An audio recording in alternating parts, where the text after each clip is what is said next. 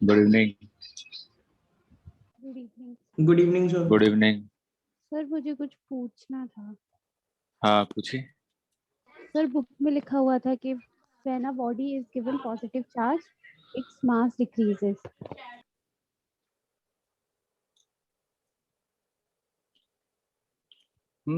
सही है। इलेक्ट्रॉन निकलेगा तो मास कम हो रहा है ना।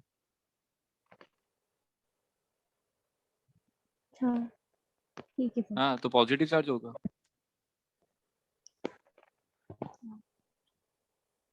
गुड ठीक है। Afternoon sir. Good afternoon.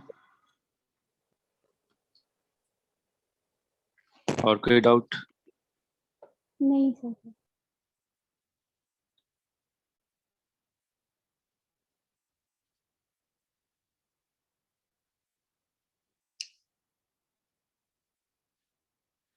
हम लोग इलेक्ट्रोस्टैट में जितने भी रिजल्ट निकालते जा रहे हैं, जो फोर्स से रिलेटेड लास्ट टाइम पे मैंने किया था एक सेमी सर्कुलर रिंग के कारण, ठीक है, तो उन यस सब सर। चीजों को एक जगह नोट डाउन करके अपनी अलग से सेपरेट कॉपी बनाते जाइएगा।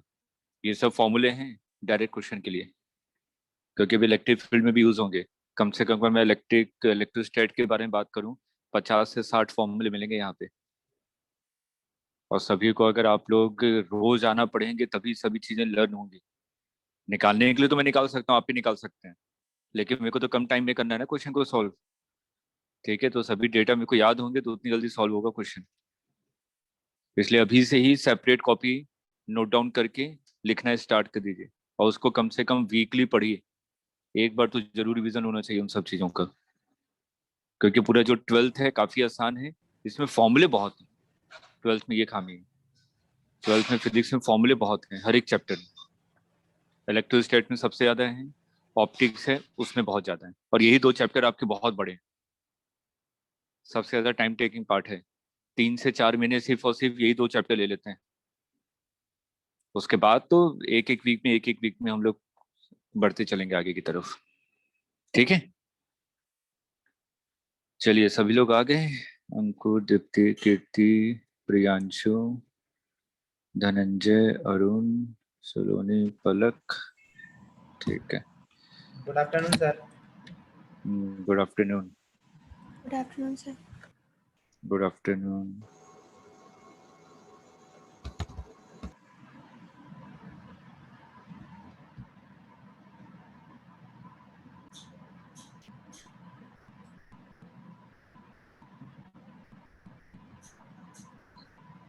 तो जो मैं फॉर्मूले के बारे में बात कर रहा था, ये जो आपने फोर्स निकाला था रिंग के कारण, ठीक है, इसको याद रखिएगा।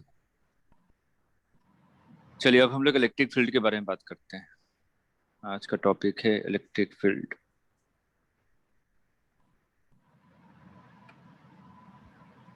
सर आपकी स्क्रीन नहीं आ रही। ओके, एक मिनट, शेयर नहीं किया मैंने।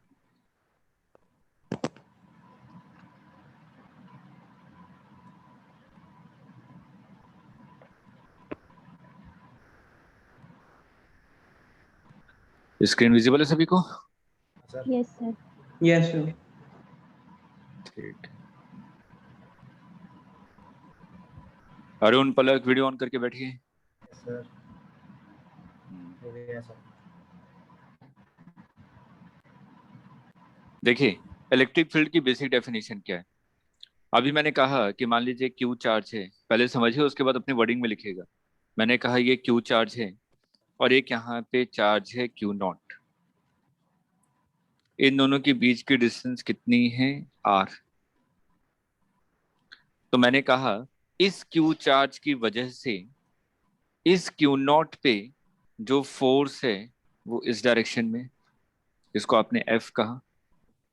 और ये फोर्स का मैग्नीट्यूड कितना है? K Q into Q naught divided by R square. ठीक है, अब मैंने क्या कहा, सब चीजें वही हैं। ये क्यू है, लेकिन क्यू नॉट की जगह मैंने क्या ले लिया? 1 कूलम।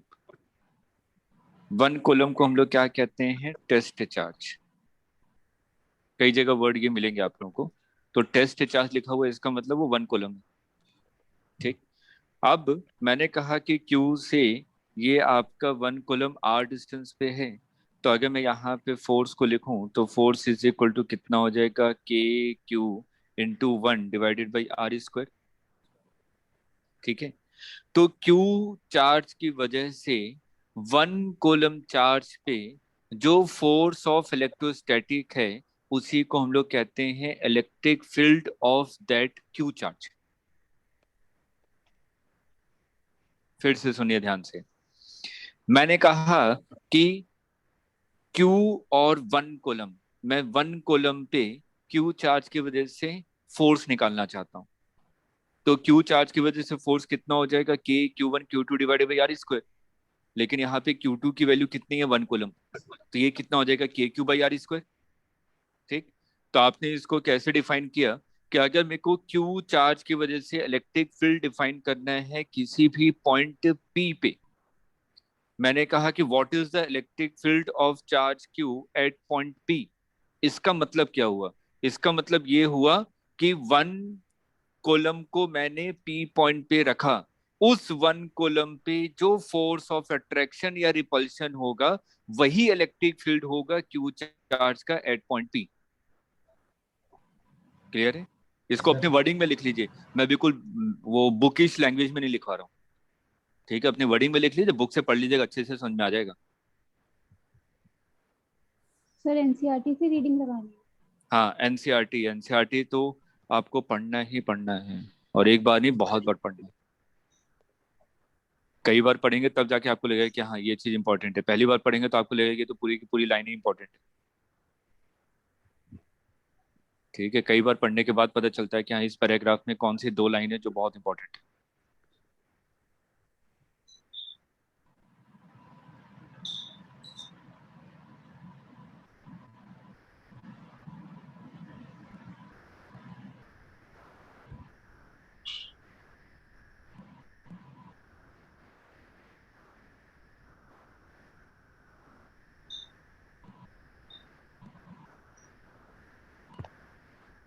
ठीक है, अब इसको थोड़ा और अच्छे से डिफाइन करते हैं। मैंने कहा कि अगर मेरे को इलेक्ट्रिक फील्ड डिफाइन करना है तो electric field will be equal to force per unit charge. Force कितना था, KQ1 Q0/r²। पर यूनिट चार्ज करूंगा तो Q0, तो ये कैंसिल हो जाएगा, तो KQ/r² आ जाएगा ना। सर तो जो हमारी इलेक्ट्रिक फील्ड होती है वो क्या होती है, फोर्स पर यूनिट चार्ज। इसी को हम लोग क्या कहते हैं, इलेक्ट्रिक फील्ड कहते हैं। इसकी यूनिट क्या होगी, न्यूटन पर कूलम। न्यूटन पर कूलम। फोर्स न्यूटन और नीचे चार्ज मतलब कि पर कूलम, न्यूटन पर कूलम, यही क्या है आपकी इलेक्ट्रिक फील्ड है। क्लियर है?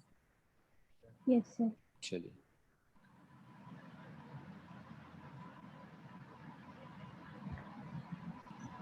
जैसे कि मैंने कहा कि एक क्यू चार्ज है, तो क्यू चार्ज से जो इलेक्ट्रिक फील्ड होगी वो आउटवर्ड डायरेक्शन में होगा।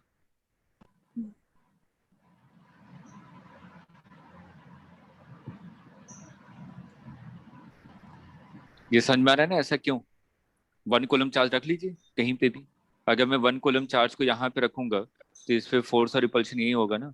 यस सर 1 कूलम को यहाँ पे रखूंगा तो यहाँ होगा, यहाँ रखूंगा तो यहाँ होगा, यहाँ रखूंगा तो यहाँ होगा। तो इसलिए आपने कहा कि क्यू चार्ज की वजह से जो इलेक्ट्रिक फील्ड होगी वो आउटवर्ड डायरेक्शन होगी। ऐसी बहुत सारी लाइन्स हैं, मैं तो गिने चुने लाइन्स बनाए हैं आउटवर्ड डायरेक्शन में। क्लियर है? Yes sir. अब अगर मैं क्यू की जगह माइनस क्यू चार्ज ले लूं, माइनस क्यू चार्ज है, अब बताइए अगर 1 कूलम चार्ज यहाँ पे रखा होगा तो ये इसको क्या करेगा, अट्रैक्ट करेगा ना।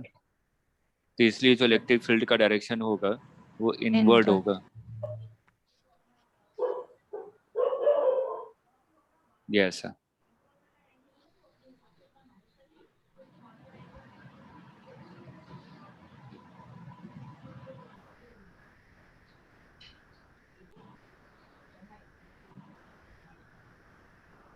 ठीक है, यस सर। चलिए बिल्कुल सिंपल सा क्वेश्चन जल्दी से करके दिखाइए। मैंने कहा एक 2 कूलम का चार्ज है और एक आपका 4 कूलम का चार्ज है। यहाँ से डिस्टेंस 1 मीटर है और यहाँ से भी डिस्टेंस 1 मीटर है। तो इस पी पॉइंट पे इलेक्ट्रिक फील्ड निकालनी है आपको, ई नेट।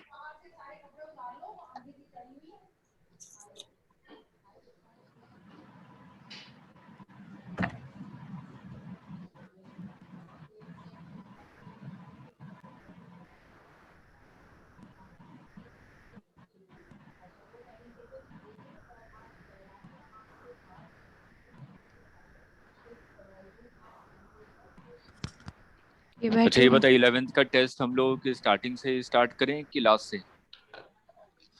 पर वीक 2 चैप्टर का टेस्ट। सर एक स्टार्टिंग का और एक लास्ट का ले लीजिए। एक स्टार्टिंग एक लास्ट?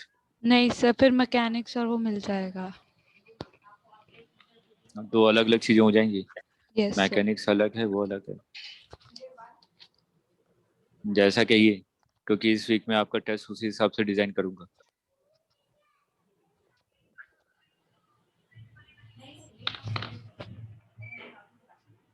Sir K/2। ठीक है, तो इस बार जो आपका टेस्ट है हम लोगों ने कौन सा डिस्कस कर लिया था? वेव डिस्कस कर लिया था कि ऑसिलेशन? किसका डाउट हम लोगों ने डिस्कस कर लिया था? वेव। वेव कर लिया था ना। तो ठीक है, तो इस वीक में जो आपका टेस्ट है सैटरडे को, वो सिर्फ और सिर्फ वेव का है। ठीक है,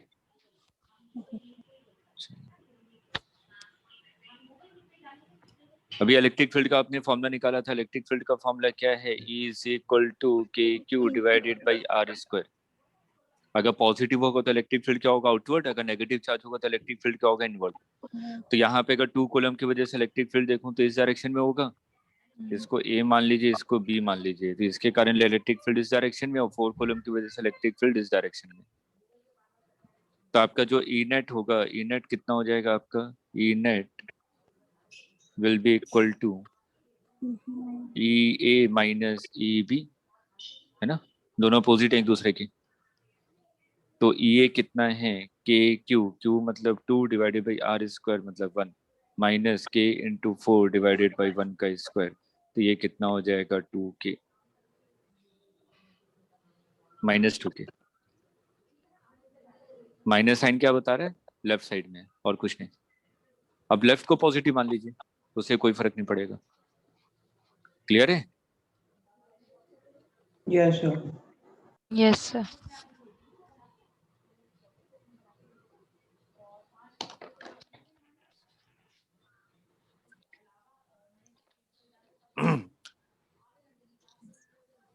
चलिए, अब जितने भी क्वेश्चन आपने फोर्स के किए थे, हम लोगों ने बहुत सारे क्वेश्चन किए, सभी क्वेश्चन आपको किसके लिए प्रैक्टिस करना है? इलेक्ट्रिक फील्ड के लिए। फोर्स पर यूनिट चार्ज वही होगा, ठीक है ना? सेम कॉन्सेप्ट है, कोई चीज डिफरेंस नहीं आएगा, क्योंकि इलेक्ट्रिक फील्ड भी आपका क्या होता है? Vector quantity. फोर्स भी क्या आपका? वेक्टर क्वांटिटी, और कुछ नहीं है। एक छोटा सा क्वेश्चन करते हैं। तो वो सब क्वेश्चन की मैं प्रैक्टिस नहीं करवा रहा, जो जो क्वेश्चन हम लोगों ने फोर्स में किए थे सेम क्वेश्चन है as it is. Okay sir. जैसे कि अगर एक क्वेश्चन मैं ऐसे एग्जांपल ले लूं, आपने ये क्वेश्चन किया था, मैंने कहा कि ये ओरिजिन है, यहाँ पे 1 कूलम चार्ज है, यहाँ पे 2 कूलम चार्ज है, 3 कूलम है, ऐसे ही आपका 10 कूलम चार्ज है। ये कितनी डिस्टेंस पे है? 1 मीटर पे। ये कितनी डिस्टेंस पे है? ये 8 कूलम था ना, ये 27 कूलम था, और ये 1000 कूलम था। हाँ, ये कितने पे है? 2 मीटर पे, ये है 3 मीटर पे, लास्ट वाला कितने पे है? 10 मीटर पे। तो हमसे पूछा गया find net electric field at origin. निकाल सकते हैं ना? Yes sir. 1 के कारण KQ/1², 2 8 के कारण K8 डिवाइडेड बाई 2², 27 के कारण K into 27 divided by 3²। Already कर चुके हैं। Yes sir. बस वहां पे क्या था? यहाँ पे 1 कूलम चार्ज रखा हुआ था, यहाँ पे कोई 1 कूलम चार्ज नहीं रखा। मेरे को सिंपल ये पूछा गया find out the net electric field at origin. Clear है? तो जितने भी क्वेश्चन आपने वहां पे किए थे फोर्स से रिलेटेड, सभी क्वेश्चन यहाँ पे आप किससे करेंगे? इलेक्ट्रिक फील्ड से रिलेटेड। हम लोग वहां पे फोर्स निकाल रहे थे किसी भी पर्टिकुलर चार्ज पे, यहाँ पे हम लोग इलेक्ट्रिक फील्ड निकालेंगे। जहां जहां पे फोर्स निकाला था उस क्यू चार्ज की जगह क्या मान लीजिएगा? पॉइंट या 1 कॉलम मान लीजिएगा, वही तो होता है इलेक्ट्रिक फील्ड। क्यू की जगह 1 कॉलम मान लीजिएगा। चलिए अब अगले पे आते हैं।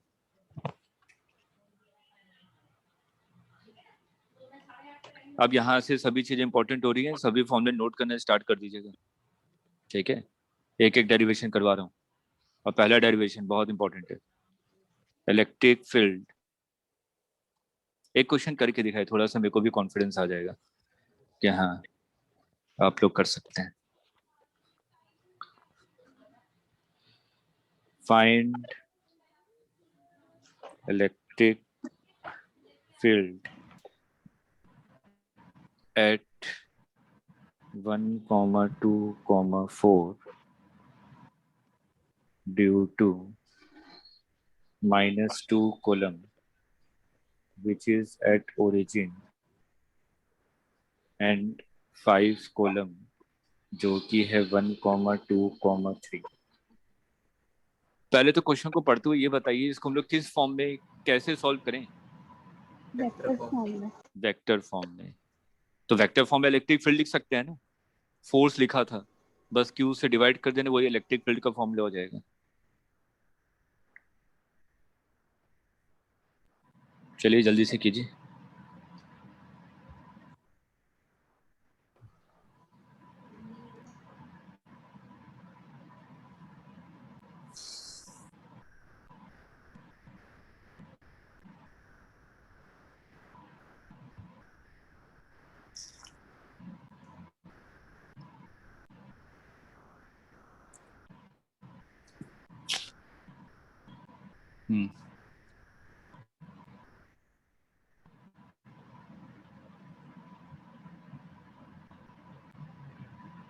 अरुण हो गया?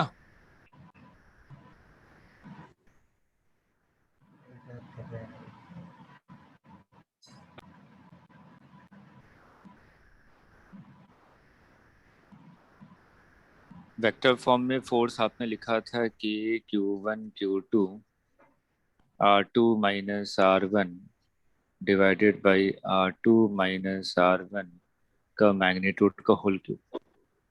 इसी को इलेक्ट्रिक फील्ड के फॉर्म में लिख लीजिए। इलेक्ट्रिक फील्ड कितना हो जाएगा? KQ divided by R2 minus R1 magnitude का whole cube R2 minus R1 vector. बस यही है, इसी को अप्लाई करना है आपको।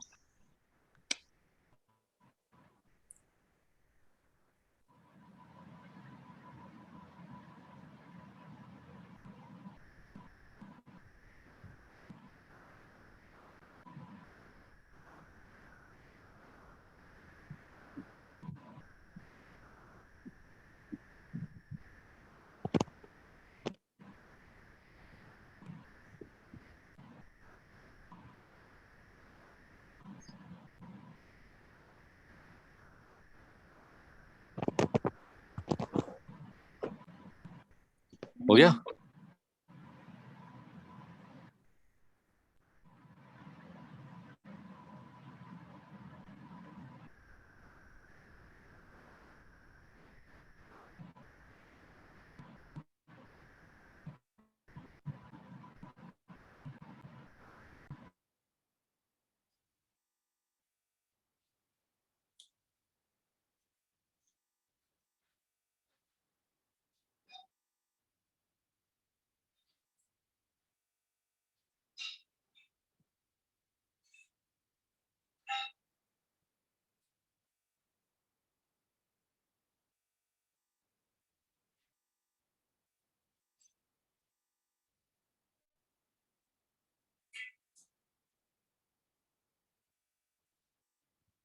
देखिए -2 कॉलम की वजह से निकालता हूँ, तो -2 कॉलम की वजह से लिखूंगा, तो इसको मैंने E1 मान लिया। तो E1 is equal to KQ मैंने -2K डिवाइडेड बाई, सबसे पहले इसके लिए R वेक्टर 1, ये आपका कहाँ पे रखा हुआ? मेरे को इलेक्ट्रिक फील्ड निकालनी है इस पोजीशन पे, इस पोजीशन पे इलेक्ट्रिक फील्ड निकालनी है।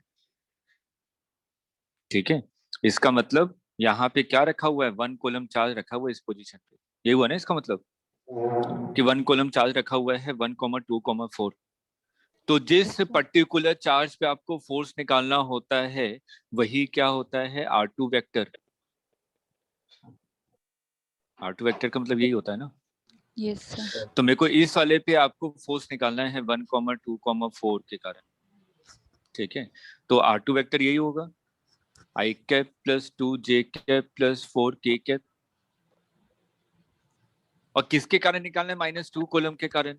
और ये कहाँ पे रखा हुआ है, 0,0,0। मतलब किसकी पोजीशन वेक्टर क्या है, 0। 0. ठीक है, तो क्या लिखेंगे, R2 माइनस R1। R2 कितना है, 1 plus 2 plus 3 4 cap K cap. तो ये कितना हो जाएगा, I cap plus 2J cap plus 4K cap minus R1 vector. R1 vector तो 0 है ना, Yes, sir.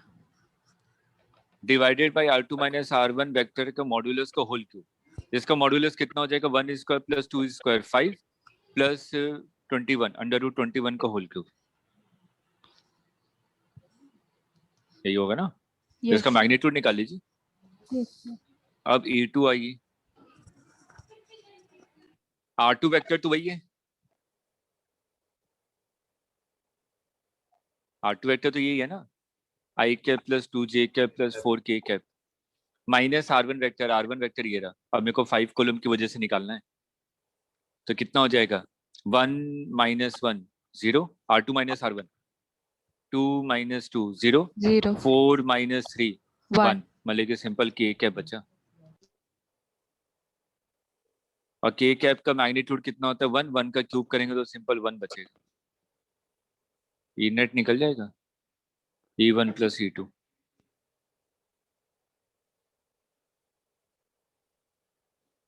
नहीं आया समझ में, देख लीजिए कहीं पे भी आ गया, sir. कंफ्यूजन है पूछ लीजिए। ठीक है, इसको नोट कीजिए, फिर डेरिवेशन पे चलते हैं।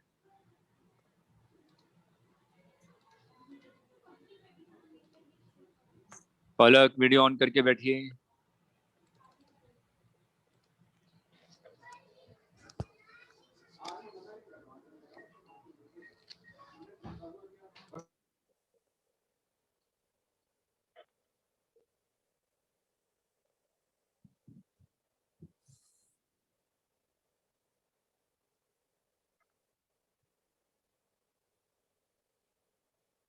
अरुण आया समझ में।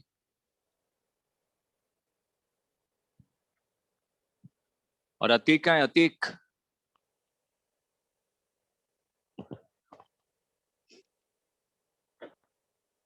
क्यों अंकुर, कहाँ है आपके फ्रेंड अतीक। उसी क्लास में आया था, फिर उसने लीव कर दी थी। अच्छा, यहाँ पे पहले से लीव कर गए, आने से पहले ही। चलिए नेक्स्ट सर पे हमें आते हैं। कौन सी से शुरू करना है, ग्रुप में जो शीट है वो नीट वाली है। नहीं ग्रुप में जो आईआईटी की है. शीट है वो IT वाली है। आज आप लोगों को शीट मिल जाएगी। ठीक है, अभी ओके डाली नहीं थी क्योंकि 4 से रिलेटेड ज्यादा क्वेश्चन थे नहीं उसमें।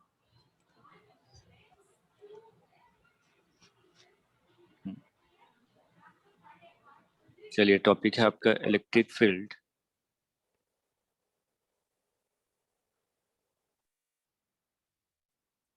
ड्यू टू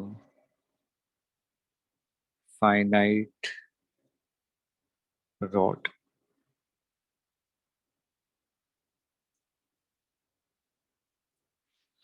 मैंने कहा आपके पास एक रॉड है जिसकी लेंथ L है और इस पे चार्ज कितना है, लैम्डा कूलम पर मीटर। एक क्वेश्चन किया था हम लोगों ने इससे रिलेटेड। जो चार्ज है पूरे रॉड पे डिस्ट्रीब्यूटेड है।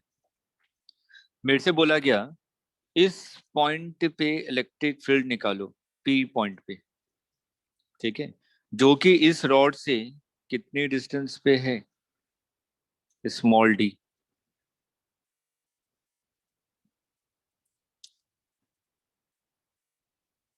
क्लियर है। नोट बाद में कीजिएगा, डेरिवेशन ध्यान से समझिए क्योंकि सेम डेरिवेशन हमारा रिपीट होगा मैग्नेटिज्म में।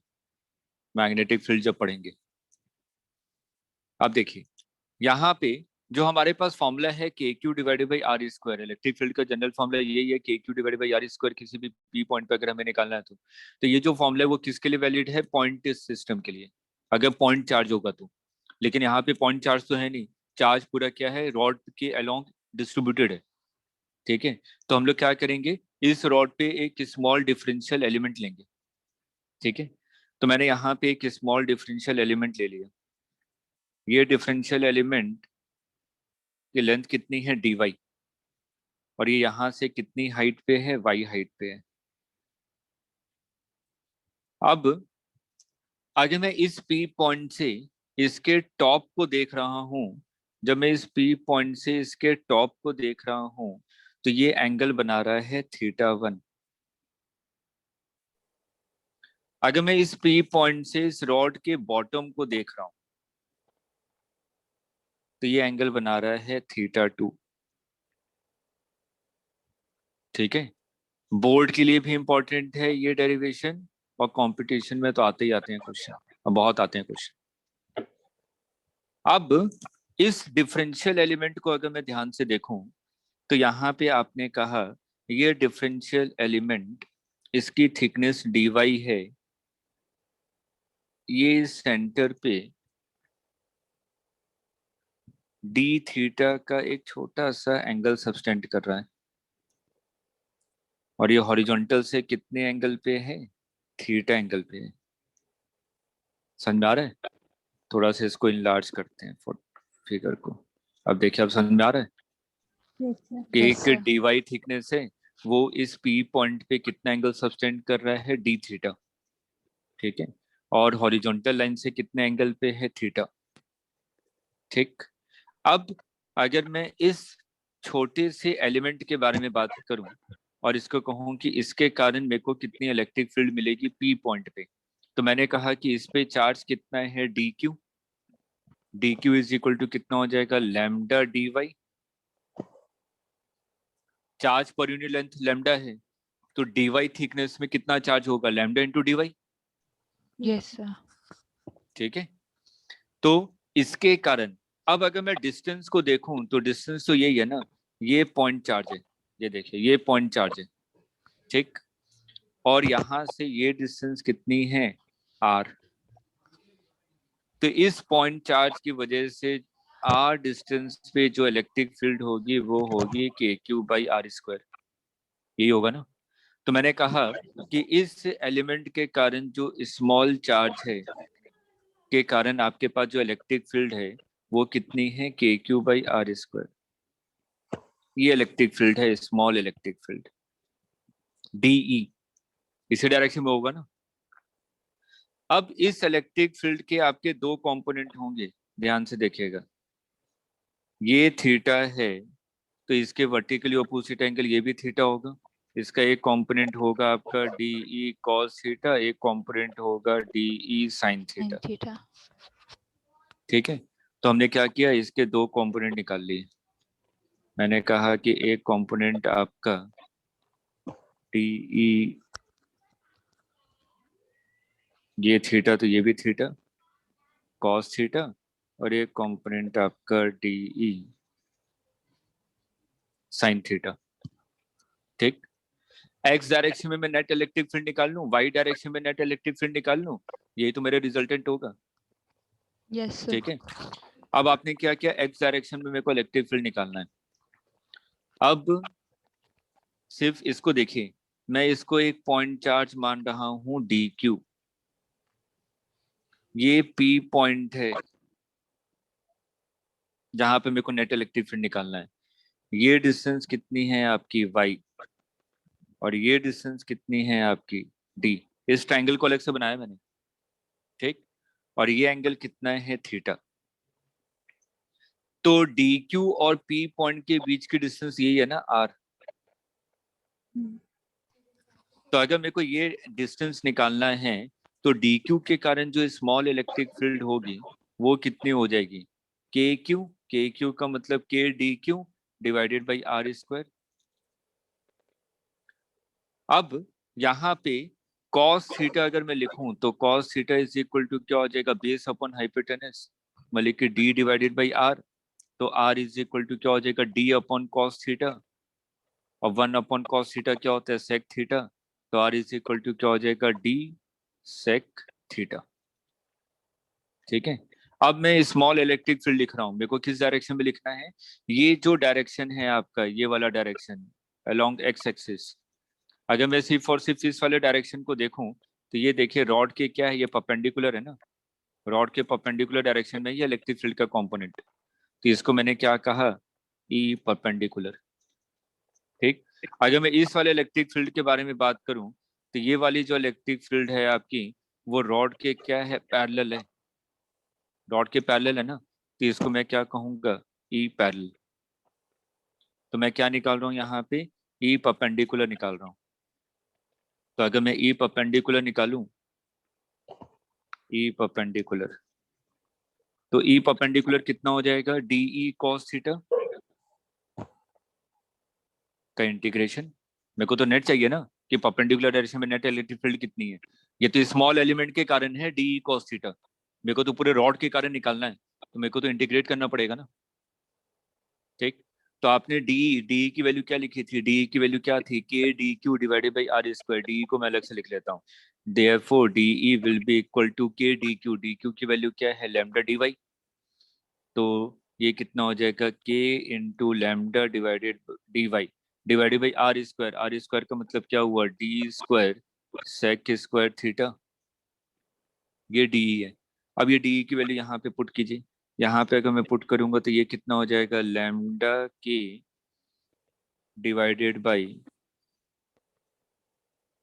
D Y divided by D square sec square theta into cos theta, यही है ना, इंटीग्रेशन।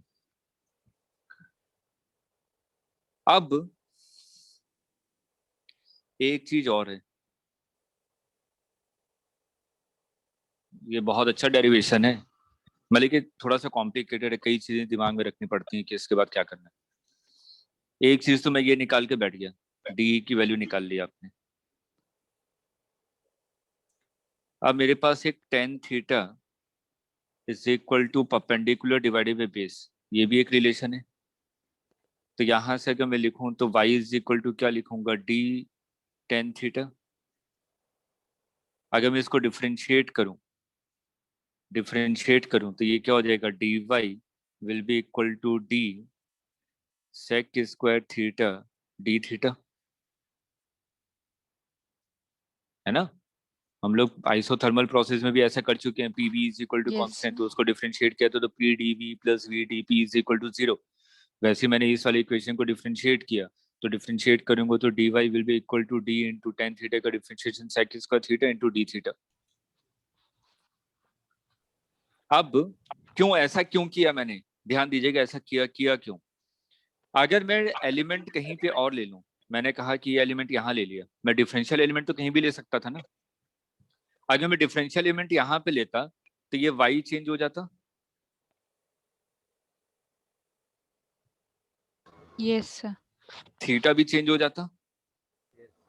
Yes, sir. तो अगर मैं एलिमेंट को चेंज कर रहा हूँ, डिफरेंशियल एलिमेंट को चेंज कर रहा हूँ, तो यहाँ पे y भी वेरिएबल है और थीटा भी वेरिएबल है। यहाँ पे दो वेरिएबल हैं, एक y भी वेरिएबल है और एक थीटा भी वेरिएबल है। तो अगर मेरे को इंटीग्रेशन सॉल्व करना है तो किसी एक वेरिएबल में कन्वर्ट करना पड़ेगा ना, तभी तो मैं इंटीग्रेट कर सकता हूँ। इसलिए वो दो वेरिएबल के बीच में रिलेशन निकालने के लिए मैंने ये वाला काम किया है, y और थीटा के बीच में रिलेशन निकालने के लिए किया है। ठीक है, चलिए बस अब इसके आगे हो गया थोड़ा सा ही। अब आपने dy की जगह क्या लिखा, D sec square theta D theta. तो E perpendicular is equal to lambda के dy की जगह D sec square theta D theta into cos theta divided by D square sec square theta.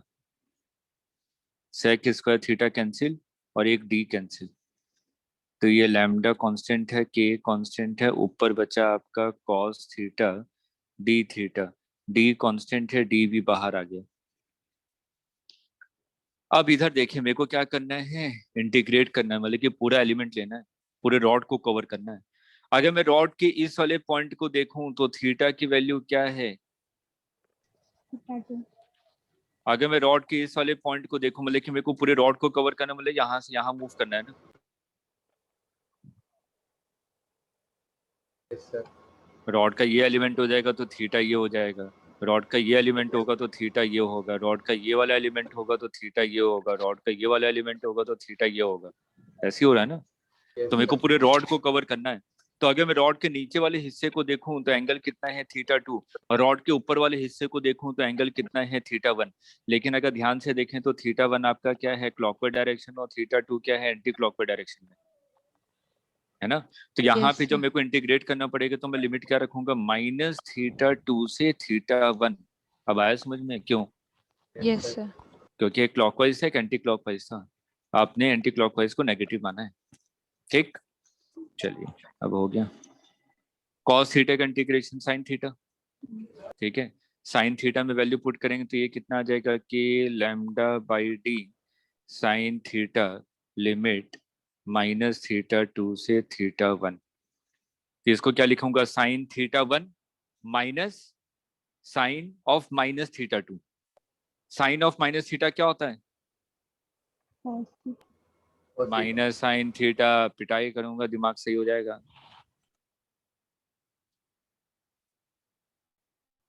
ठीक है, ऑलरेडी पढ़ चुके हैं मैथमेटिकल टूल्स, सोचिए कब पढ़ा था और कितनी बार पढ़ाया था। सबसे ज्यादा मैथमेटिकल टूल्स ही पढ़ाया मैंने, और इतना कभी नहीं पढ़ाया था आज तक मैंने लाइफ में। कम से कम 2-3 महीने मैथमेटिकल टूल्स ही पढ़ा रहा हूँ हर दूसरे दिन। चलिए, तो ये कितना आ गया आपका कि लैम्डा बाई डी, इसको अलग से लिख दूंगा। चलिए यहाँ तक नोट कीजिए, उसका अलग से लिख देता हूँ। यहाँ तक नोट कीजिए।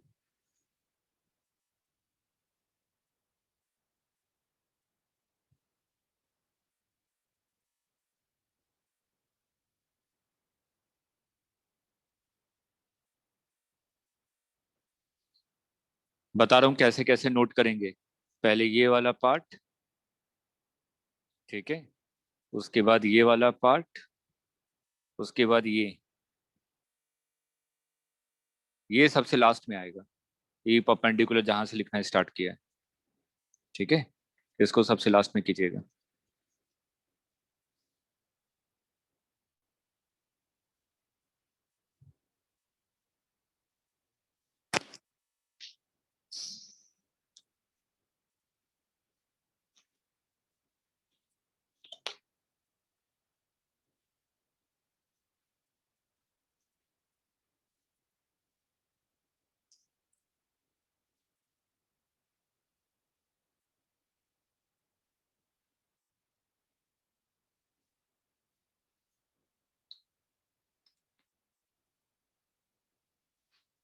पलक, वीडियो ऑन करके बैठिए।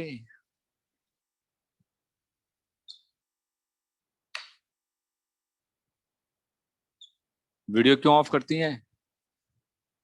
हम्म, अब खुद बताइए, जब से क्लास स्टार्ट हुई है मैंने लगभग कितनी बार कहा होगा वीडियो ऑन करने के लिए?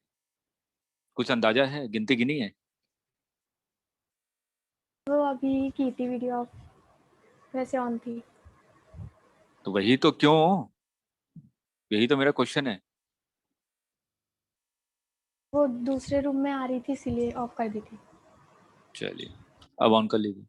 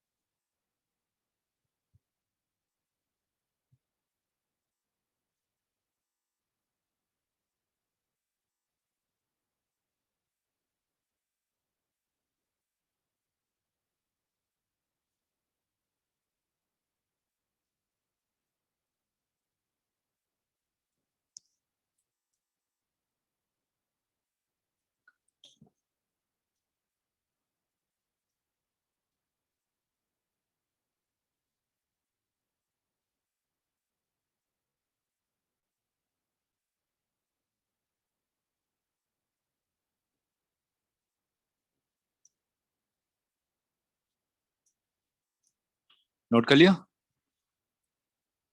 No sir. Yes, sir.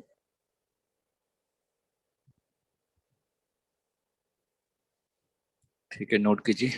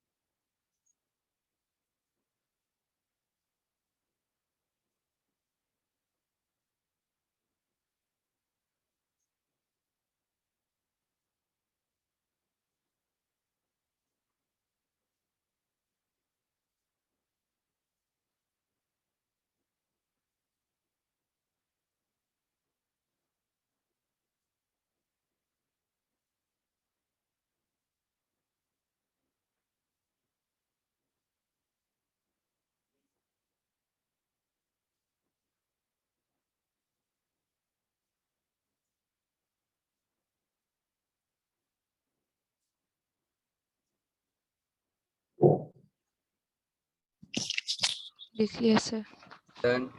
हो गया? नोट हो गया सबका? Yes sir. Yes, sir. ठीक है, चलिए नेक्स्ट पे चलते हैं। अब मेरे पास एक कंपोनेंट रह गया है पैरेलल वाला, है ना? यस ये सर। परपेंडिकुलर तो निकाल लिया आपने। अब पैरेलल में अगर हम लोग ध्यान दें तो पैरेलल क्या था? DE sin theta. तो E parallel is equal to DE sin theta integration. DE को आपने क्या लिखा था? KDQ। KDQ का मतलब lambda dy divided by R square. R square कितना था? D square sec square theta into sine theta, ये था ना? Yes sir. अब यहाँ पे dy इज इक्वल टू क्या निकाला था आपने? बताइए। D sec square theta D theta, ये था ना? तो आपने लिखा है K lambda D sec square theta D theta divided by D square sec square theta. अब देखिए क्या क्या टर्म कैंसिल हो रहे हैं। एक डी कैंसिल हो गया, Sin theta भी है. हाँ एक साइन थीटा भी है, सेक स्क्वायर थीटा। तो यहाँ पे आपके पास बचेगा के lambda divided by D sine theta D theta. Integration limit कहाँ से कहाँ तक? -θ2 से θ1। और साइन थीटा का इंटीग्रेशन क्या होता है? Minus cos theta. Theta. तो ई पैरेलल आपका हो जाएगा minus K lambda by D cos theta limit -θ2 से θ1। ये हो जाएगा minus K lambda divided by D cos θ1 minus cos of -θ2। Cos of minus theta क्या होता है? Cos theta. अब Yes. माइनस अंदर चला जाएगा तो कितना हो जाएगा? K lambda divided by D cos θ2 minus cos θ1।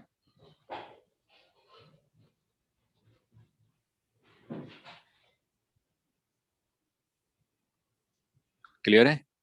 Yes sir. इसको नोट कर लीजिए, फिर 2 पॉइंट लिखवा देता हूँ। दोनों फॉर्मूले बहुत इंपॉर्टेंट हैं।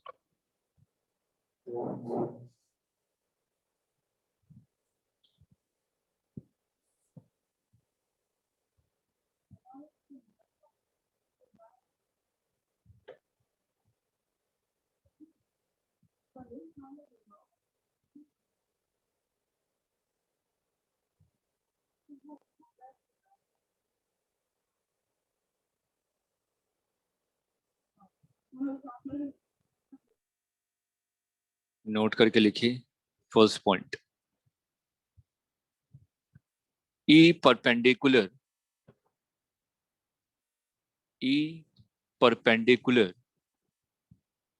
is always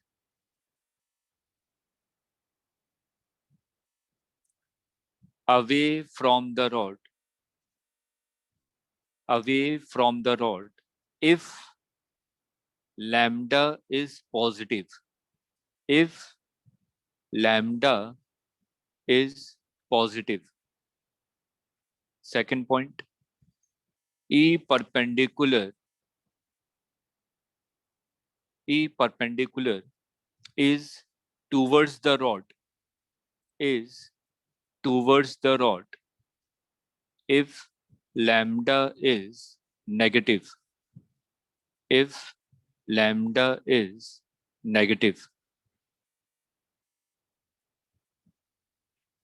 Third point, direction of E parallel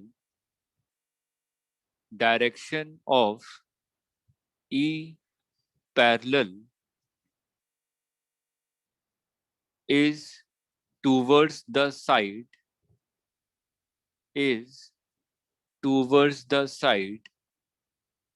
where angle is minimum.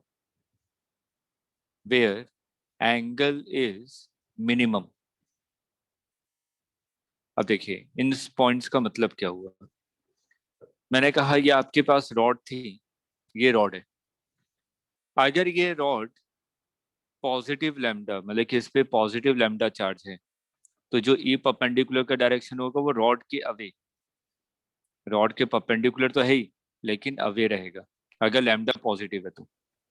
ठीक है, अगर ये लैम्डा नेगेटिव हो, minus lambda coulomb per metre, मैंने क्वेश्चन ये दे दिया।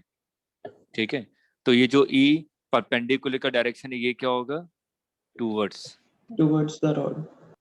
ठीक है, अब दूसरा पॉइंट जो था हमारा ई पैरेलल के बारे में। ई पैरेलल के बारे में जैसे मैंने ये पॉइंट पी बनाया, अगर मैं इस फिगर को ध्यान से देखूं तो θ1 और θ2 इसमें से कौन सा एंगल आपको बड़ा नजर आ रहा है? θ1 ना, बल्कि θ2 छोटा है। तो जो छोटा है उस डायरेक्शन में ई पैरेलल होगा, मतलब कि ई पैरेलल यहाँ होगा। आगे समझे, जो एंगल मिनिमम होगा उस डायरेक्शन में आपका ई पैरेलल होगा। ठीक है, चलिए अब क्वेश्चन करते हैं। सर अंकुर को एडमिट कर लीजिए, उसका मैसेज आएगा। अच्छा,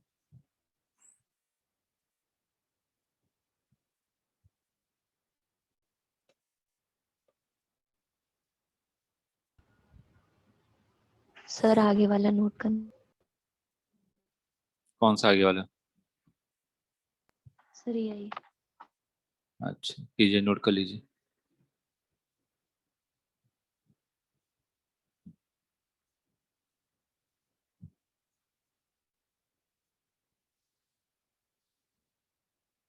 वाईफाई लगवा लीजिए, लगातार कहूंगा जब तक लॉकडाउन ना लग जाए। पर डे एक बार याद जरूर दिलाऊंगा कि वाईफाई लगा लीजिए, क्योंकि उम्मीद है लॉकडाउन लगने की। फिर ऐसा ना हो लॉकडाउन लग जाए और उसके बाद वाईफाई कनेक्शन के लिए आप लोग सिर्फ ढूंढ रहे हैं, कोई बंदा ही ना आए घर पे।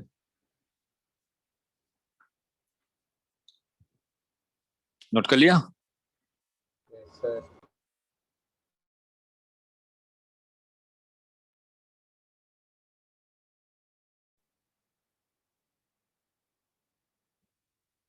कीर्ति नोट कर लिया? यस सर हो गया।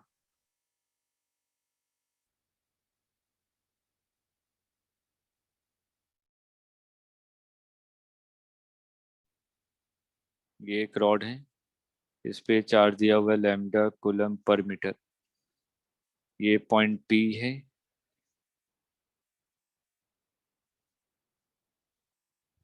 ये एंगल है आपका 30 डिग्री और ये एंगल है आपका 40 डिग्री। बस इससे मेरे को डायरेक्शन बताना है और फॉर्मूले में वैल्यू बतानी है कि θ1 कितना है, θ2 कितना है, और कुछ नहीं।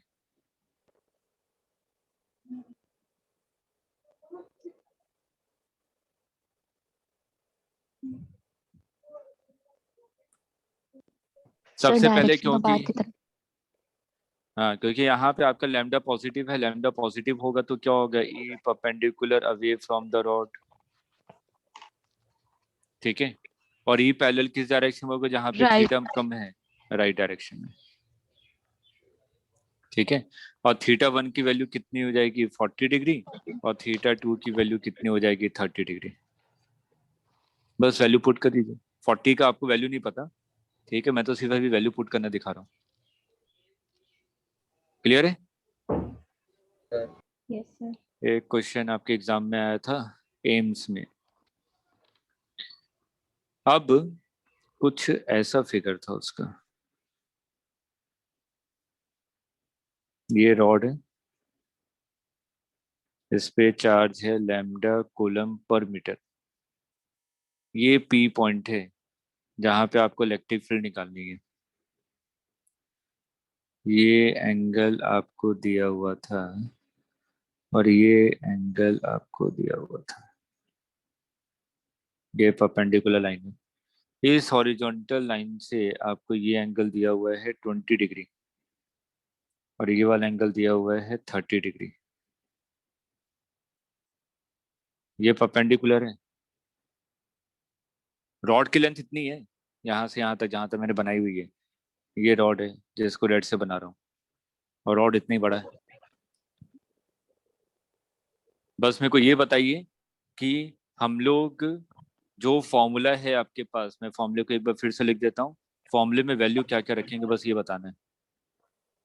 आपके पास ई परपेंडिकुलर का फॉर्मूला क्या आया था, K lambda by D sine θ1 plus sine θ2, यही था ना। और ई पैरेलल का फॉर्मूला क्या था, K lambda by D cos θ2 minus cos θ1। अब यहाँ पे जब ये ई पैरेलल वाले फॉर्मूले में को ध्यान रखिएगा कि जब हम लोग cos θ2 माइनस cos θ1 लिखते हैं तो आपको कैसे पता कि ये θ1 है कि ये θ2 है। ठीक है, जो एंगल छोटा होगा वो एंगल θ2 होगा। ठीक है, जो एंगल छोटा होगा वो θ2 होगा। लिख लीजिए, छोटी छोटी चीजें।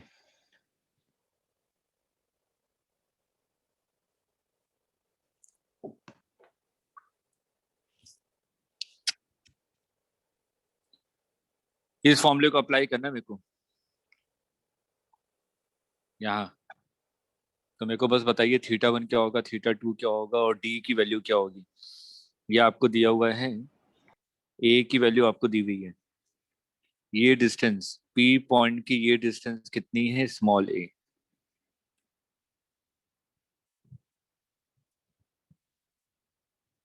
स्मॉल ए नजर आ रहा है ना। Yes yes sir. हाँ, तो ये ए डिस्टेंस दी हुई है। तो मेरे को आप बताइए डी की वैल्यू क्या होगी, θ1 क्या होगा और θ2 क्या होगा।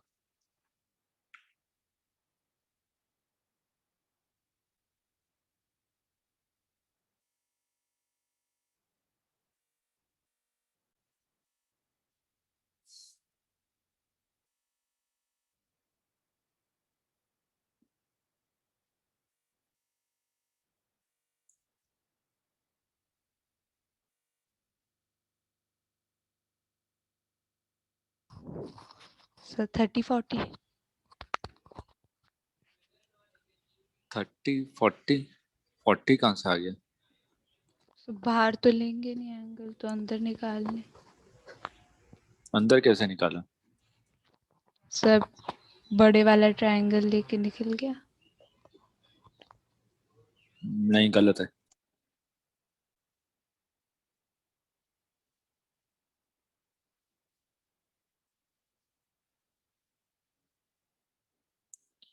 देखिए इसी फिगर को मैं कुछ ऐसा बनाता हूँ सिर्फ समझने के लिए। फिगर वही है,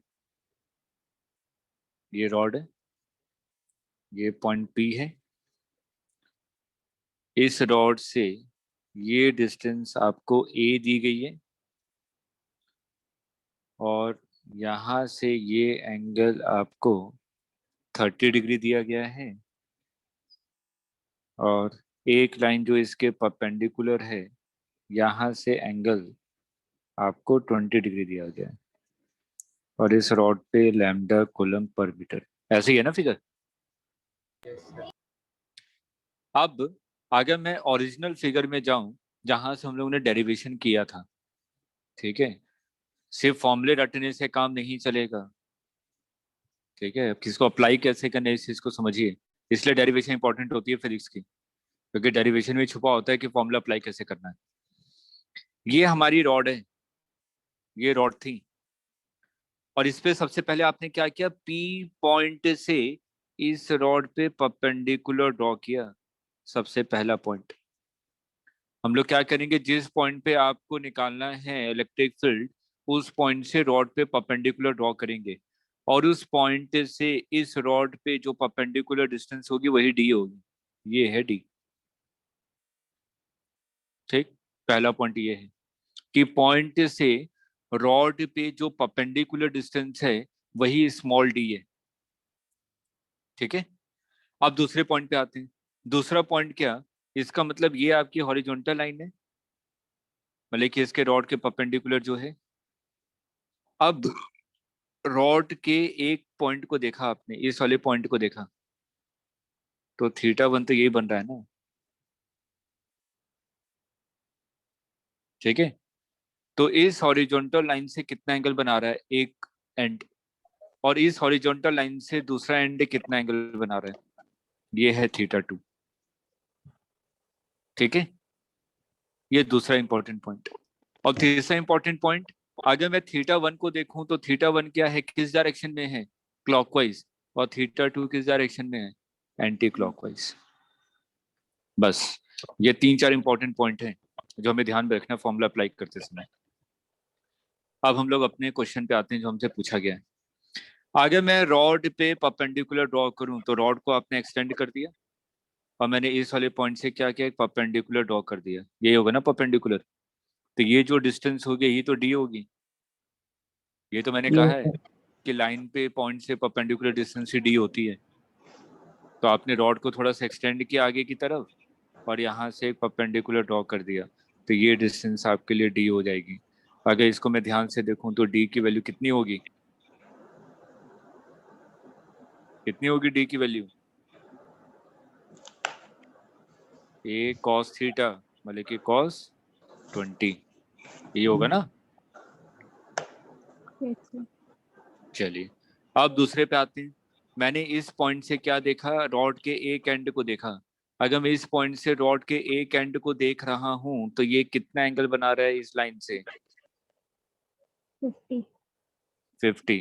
तो θ1 कितना है, 50। 50 डिग्री। अब मैं दूसरे एंड को देखूंगा। अब मैं जब दूसरे एंड को देख रहा हूं, मतलब कि इस वाले एंड को देख रहा हूं, मैं इस वाले एंड को देखूंगा, तो ये हॉरिजॉन्टल से कितना एंगल बना रहा है, यही है ना, 20. 20 डिग्री। 20 डिग्री। θ1 अगर क्लॉकवाइज है तो θ2 क्या होना चाहिए, anti clockwise. Anti clockwise. Yes sir. तो लेकिन ये एक एंगल क्या है,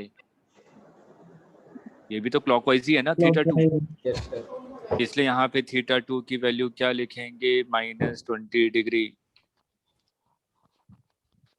अगर एंटी क्लॉकवाइज में लिखना है तो मैं ये लूंगा ना, एंटी क्लॉकवाइज में तो एंगल ये होगा, यस 340 डिग्री। तो क्लॉकवाइज में कितना होगा, -20 डिग्री। क्लियर है, यस Yes, sir. नोट कर लीजिए। सर रिपीट करना। यस सर θ2 मेरा जो θ1 θ2 है, अगर θ1 क्लॉकवाइज है तो θ2 क्या होना चाहिए, एंटी एंटी क्लॉकवाइज। क्लॉकवाइज। लेकिन इस फिगर में अगर मैं ध्यान से देखूं तो θ1 भी क्लॉकवाइज और θ2 भी क्लॉकवाइज है, इसलिए मैं θ2 को क्या लिखूंगा, नेगेटिव लिखूंगा।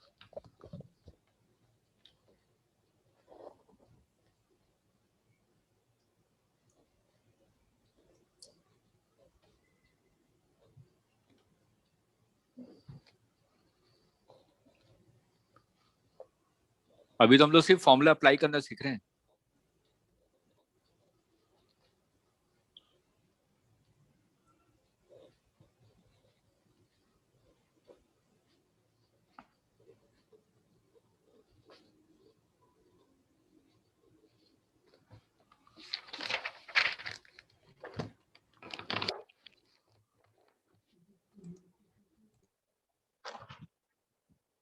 क्लियर है, Yes. Yes sir.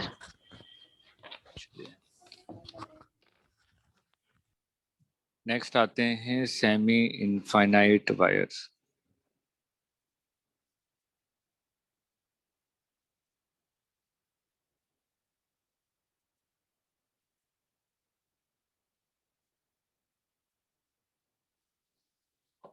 Semi infinite wire का मतलब क्या हुआ? जैसे कि मैंने कहा कि एक ये वायर है और इन्फिनिटी तक जा रहा है और इस पे चार्ज कितना है? Lambda coulomb per metre. लेकिन इसको सेमी इनफाइनाइट कब कहूंगा? जब इस वायर के इस एंड से पॉइंट यहाँ पे है,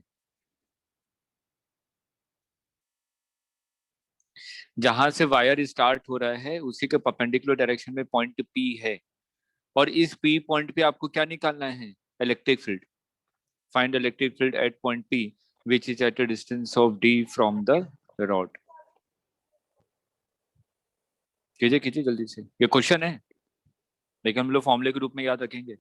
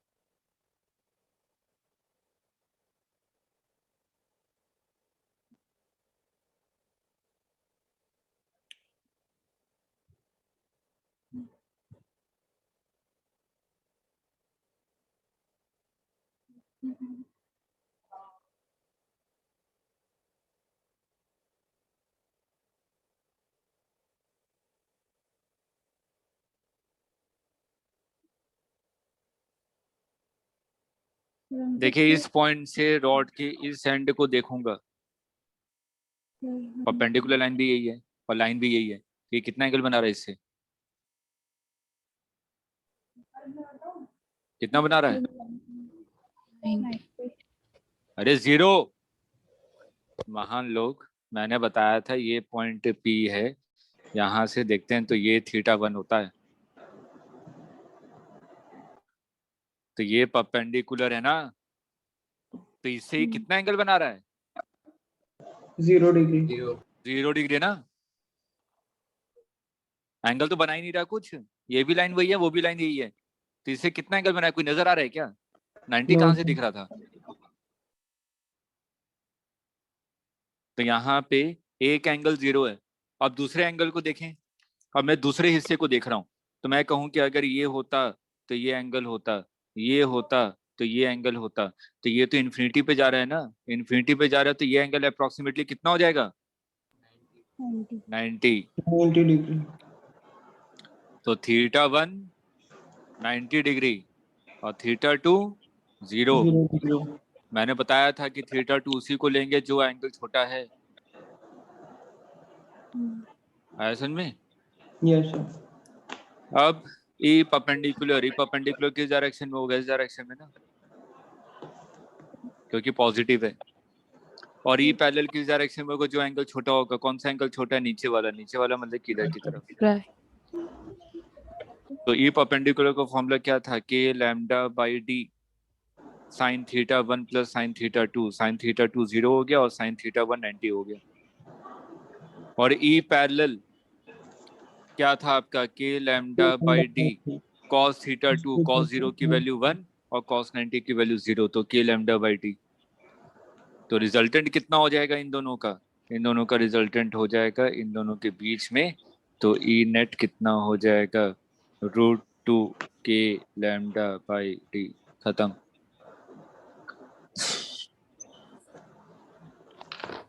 आया समझ में? Yes sir. Yes sir.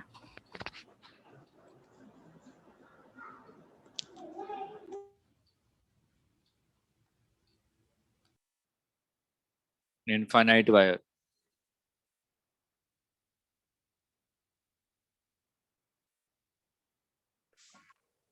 Lambda coulomb per metre, एक पॉइंट पी है जो कि यहाँ से डी डिस्टेंस पे है, तो पी पॉइंट पे आपको इलेक्ट्रिक फील्ड निकालनी है।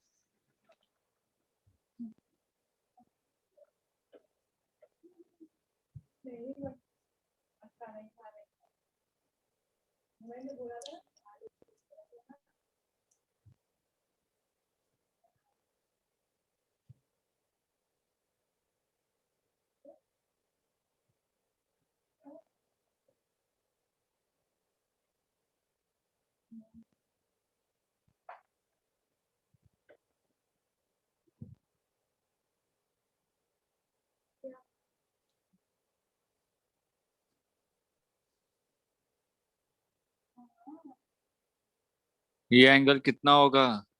90 degree. और ये वाला भी एंगल कितना होगा? 90 degree. तो थीटा 1 भी 90 और थीटा 2 भी। 90 degree. तो बस फॉर्मूले में पुट कीजिए, कौन सा कंपोनेंट जीरो हो जाएगा, ई पैरेलल की perpendicular? E perpendicular. E parallel E parallel. cos 90 cos 90 zero. फॉर्मूले में पुट करके लिखिए, पता चला आप लोग ये सब लिख देंगे। E parallel K lambda by D cos theta 2 minus cos theta 1, और यहाँ पे theta 1 is equal to theta 2 is equal to 90 degree.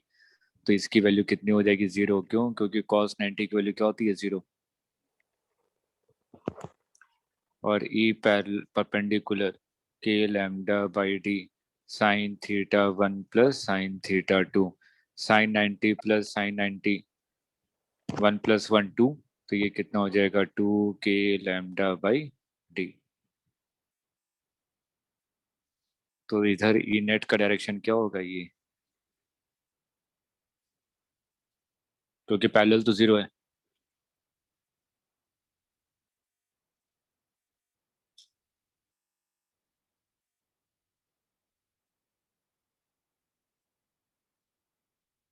Clear है sir.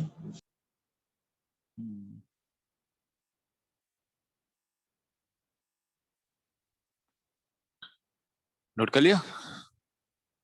Yes sir. Yes.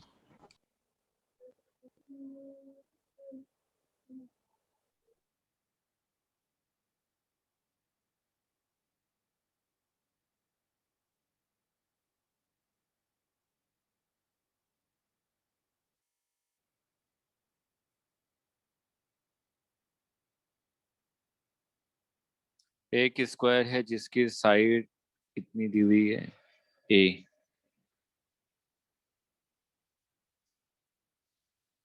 और हर एक पे चार्ज कितना है? Lambda coulomb per metre. और इस पे चार्ज है लैम्डा कूलम पर मीटर, इस पे चार्ज है लैम्डा कूलम पर मीटर, और इस पे चार्ज है minus lambda coulomb per metre. तो इस सेंटर पे ओ पॉइंट पे फाइंड नेट इलेक्ट्रिक फील्ड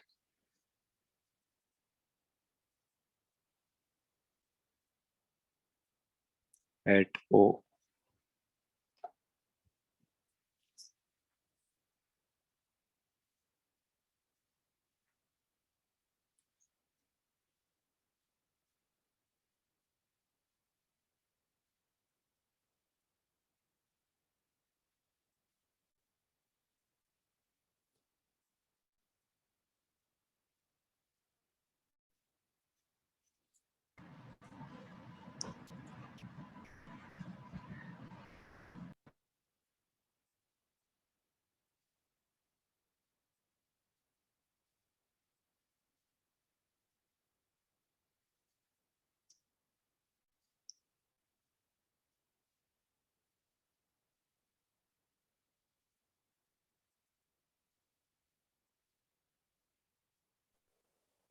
और जीरो। नहीं,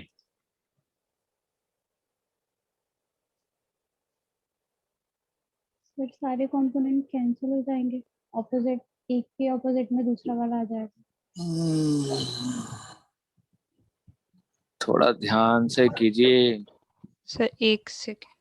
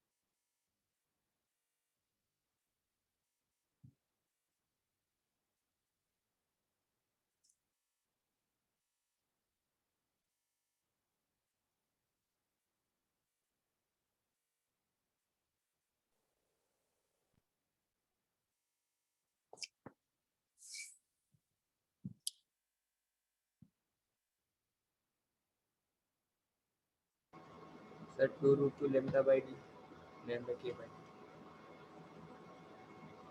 d। सही है।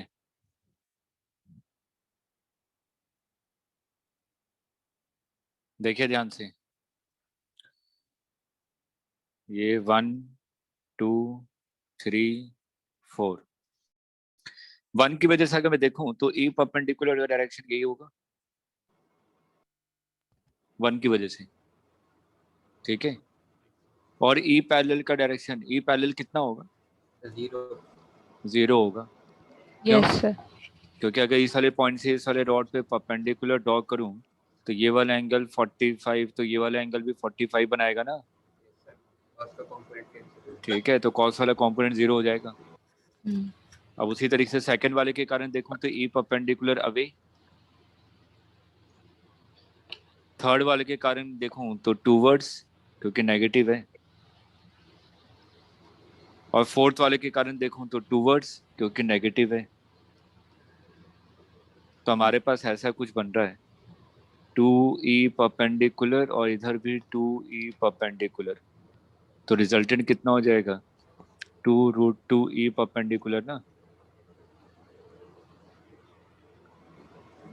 तो ये आंसर कितना हो जाएगा 2√2 e परपेंडिकुलर कितना होता है k lambda by D, e perpendicular है k lambda by D sine 45 plus sine 45, मतलब कि 2 साइन 45 और साइन 45 की वैल्यू कितनी होती है 1/√2, दैट मीन्स 1/√2।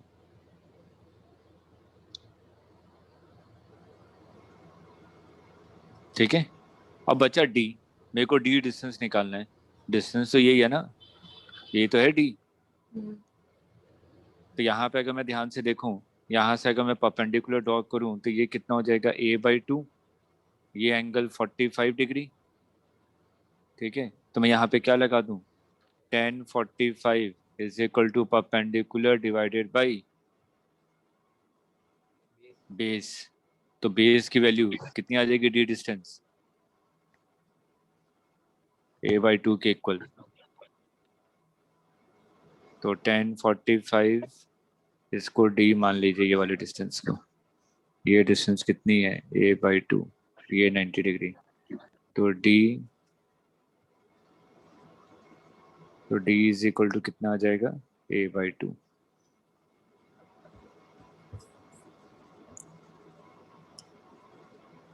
तो देखिए ये कितना आ रहा है k lambda by D sine 2 theta, ये हो गया। और यहाँ पे पुट कर दीजिए ए परपेंडिकुलर की वैल्यू, इसको थोड़ा सा सॉल्व कर लीजिए। k lambda divided by a/2, तो 2 ऊपर चला गया, 2 डिवाइडेड बाई √2, ठीक है, तो ये कितना हो जाएगा 4k lambda divided by a√2।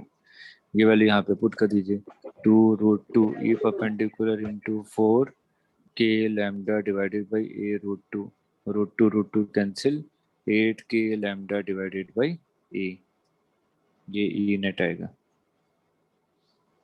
आगे समझ में? सिंपल सा, बस वैल्यू पुट करनी है इसमें सारे आपको। चार्जेस पॉजिटिव ले लिए। हाँ, अब क्लियर है? यस ठीक है, इसको नोट कीजिए, फिर 2 क्वेश्चन दे रहा हूँ होमवर्क के लिए, उसको नेक्स्ट क्लास में करके लाइएगा।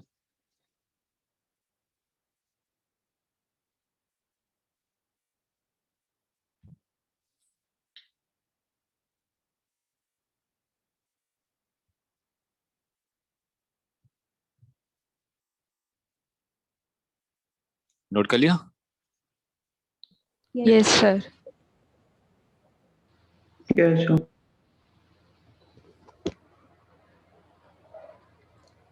फर्स्ट क्वेश्चन, इनफाइनाइट वायर है, यस, एक पॉइंट यहाँ पे P है जो कि यहाँ से कितनी डिस्टेंस पे है, A डिस्टेंस पे, और इस वाले वायर से भी कितनी डिस्टेंस पे है, A डिस्टेंस पे। इस पे चार्ज कितना है, lambda coulomb per metre, lambda coulomb per metre. तो find electric field at point P। P point पे आपको नेट इलेक्ट्रिक फील्ड निकालनी है।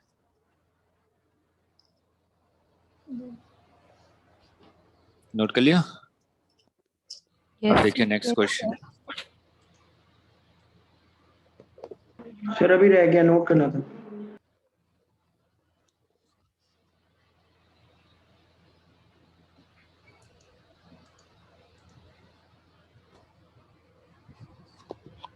Done sir. नोट कर लिया? चलिए सेकंड क्वेश्चन, एक इनफाइनाइट वायर है,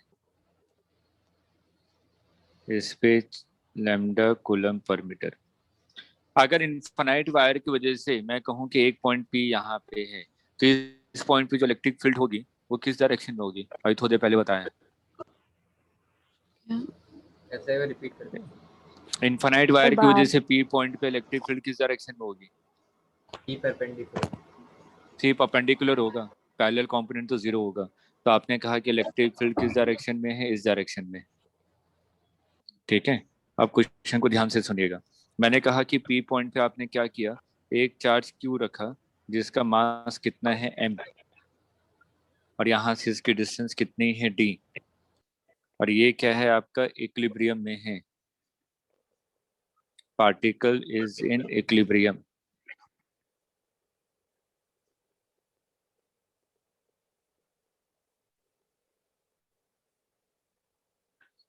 एक चीज को ध्यान में रखिएगा, जिस डायरेक्शन में इलेक्ट्रिक फील्ड होती है, तो अगर वहां पे अगर मैंने कोई पॉजिटिव चार्ज रखा तो इलेक्ट्रिक फील्ड के डायरेक्शन पे उस पर फोर्स लगेगा। अगर वहां पे कोई नेगेटिव चार्ज रखा हुआ है तो इलेक्ट्रिक फील्ड के अपोजिट डायरेक्शन में फोर्स लगेगा। ठीक है, मेरे कहने का मतलब है कि अगर इलेक्ट्रिक फील्ड इस डायरेक्शन में है, ये इलेक्ट्रिक फील्ड का डायरेक्शन है, इस डायरेक्शन में इलेक्ट्रिक फील्ड है, अगर यहाँ पे मैंने कोई पॉजिटिव चार्ज रखा है, पॉजिटिव Q, तो इस पे फोर्स कहाँ लगेगा, इस डायरेक्शन में। अगर यहाँ पे कोई नेगेटिव चार्ज रखा हुआ है तो इस पे फोर्स कहाँ लगेगा, इस डायरेक्शन। ऑलरेडी पढ़ चुके हैं, थोड़े पहले बताया था। 1 कूलम रखें, -1 कूलम रखें, ठीक है। Yes sir. चलिए, Yes, तो sir. मैंने कहा कि यहाँ पे आपका क्या है, एक चार्ज पार्टिकल है Q जिसपे मास कितना है m। तो अगर मैं यहाँ पे ध्यान से देखूं तो आपको पता है कि mg फोर्स तो नीचे लगेगा, इलेक्ट्रिक फील्ड अपवर्ड डायरेक्शन में है तो फोर्स कितना लगेगा, QE। क्योंकि अभी आपने पढ़ा था electric field is equal to क्या होता है, फोर्स पर यूनिट चार्ज। तो फोर्स इज इक्वल टू क्या हो जाएगा, Q इंटू E ना। ठीक है, तो जिस डायरेक्शन में इलेक्ट्रिक फील्ड होगी उसके डायरेक्शन में फोर्स होगा। तो आपने कहा कि इस इनफाइनाइट वायर की वजह से इलेक्ट्रिक फील्ड कहाँ है, अपोजिट ऊपर की तरफ। तो इससे चार्ज पार्टिकल पे फोर्स भी ऊपर लगेगा लेकिन ग्रेविटी नीचे की तरफ है तो इस पे फोर्स नीचे लग रहा है। मैंने कहा कि पार्टिकल क्या है, इक्विलिब्रियम में है। अगर पार्टिकल इक्विलिब्रियम में है इसका मतलब QE is equal to mg। ठीक है, अब मेरा क्वेश्चन क्या है, मैंने क्वेश्चन ये पूछा कि ये जो इक्विलिब्रियम पोजीशन है ये आपका स्टेबल है कि अनस्टेबल? करना है, होमवर्क है। स्टेबल और अनस्टेबल इक्विलिब्रियम।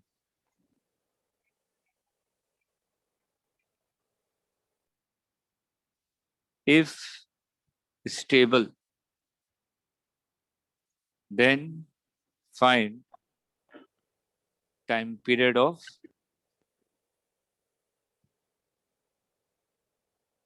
oscillation। अगर स्टेबल इक्विलिब्रियम है तो आपको टाइम पीरियड ऑफ ऑसिलेशन निकालना है। क्लियर है? Yes sir. ठीक है, तो ये दोनों क्वेश्चन नेक्स्ट क्लास के लिए। Okay sir, thank you sir. Thank you sir. Sir thank you sir. Welcome welcome Thank you, sir. Welcome welcome.